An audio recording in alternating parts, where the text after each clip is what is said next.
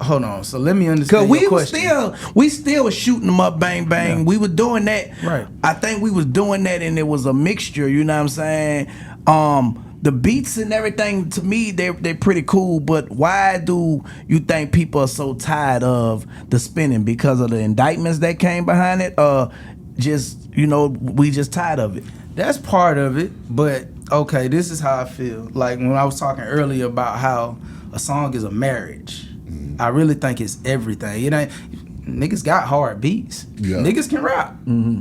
But that marriage of making a hit and making a song that moves the crowd. Like one of the best examples I give all the time is Waka, who's a person who came up in my era. You know what I'm saying? I met Waka from being Gucci security, him and Chaz and Dunk coming to the club, tearing that bitch up, and I'm just a young nigga DJing in there. But Waka was the first person to ever take me on the road as a DJ too.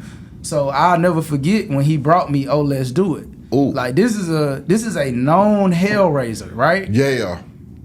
But the difference is, and I feel like that and a lot of, where we getting tired of the music, he turned it to entertainment. Mm-hmm. And he did it well. So like if I'm just a regular person, I'm a civilian, if it's just super dark how you living on your hours, it's like, like I'm not living like this.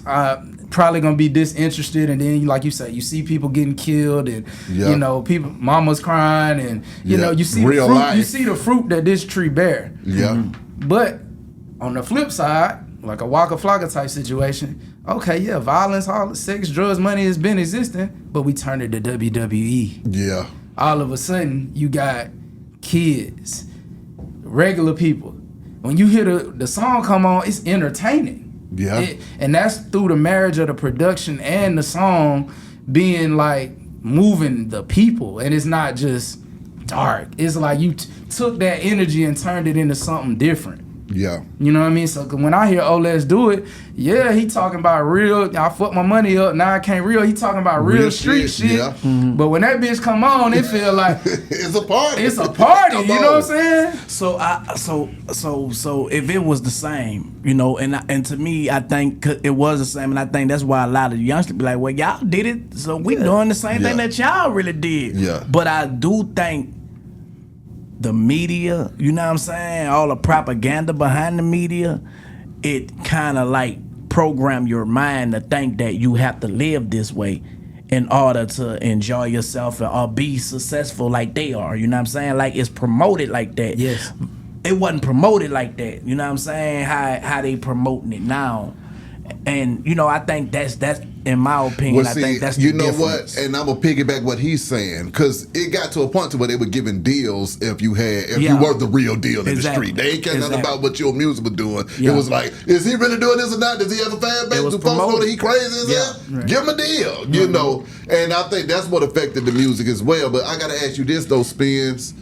When it started to get dark, when artists started passing away left and right, what was going through your mind when you was thinking to yourself, you know what, I was in the studio with this guy, I made hits with these people, and now we losing a whole generation right before our eyes?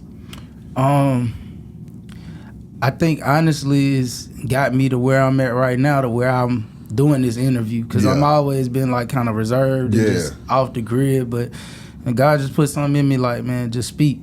Speak your truth, because I think a lot of times when the older generation, or like you might be 15 years older than us or 20, I've always been receptive to an older generation, but sometimes with kids they might feel like, or young adults, they might feel like, oh, don't tell me nothing, or they had that attitude.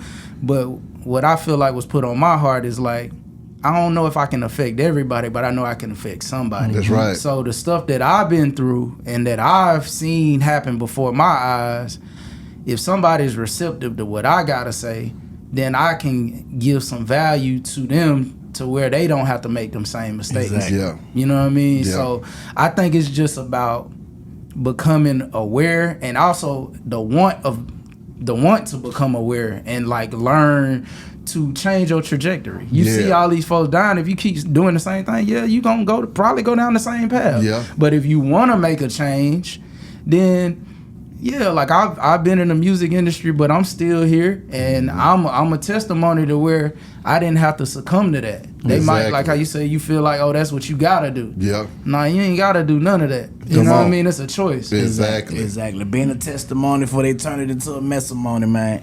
You know what I'm saying? Straight so up.